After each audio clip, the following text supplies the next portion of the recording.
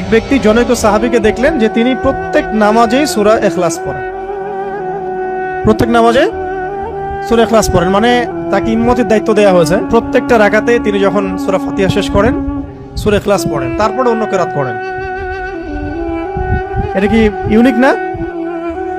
কখনো দেখেছেন এমন কোন ইমামকে? তো উনি এটা পড়েন। তো এই বিষয়টা তাকে বলা হলো যে আপনি এটা কেন করেন, আপনি এটা বন্ধ করেন, মাঝে মাঝে পড়েন, পরামর্শ দেওয়া হচ্ছে। তিনি বলছেন না, আমি বন্ধ করব।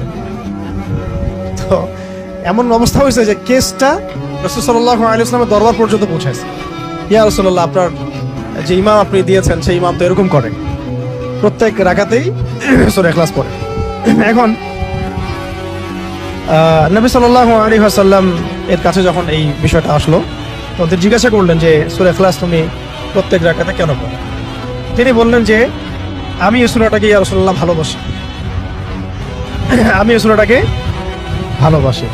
তখন নবী সাল্লাল্লাহু আলাইহি ওয়াসাল্লাম বলেছিলেন যে এই সূরার প্রতি ভালোবাসা তোমাকে জান্নাতে প্রবেশ করাবে। কেন তিনি সূরাটাকে ভালোবাসতেন এটারও ব্যাখ্যায় হাদিসে আরো ব্যাখ্যা আসছে, যে বলা হচ্ছে তিনি এই সূরাটাকে ভালোবাসতেন এই কারণে যে এখানে আল্লাহ পাকের তাওহীদ আছে।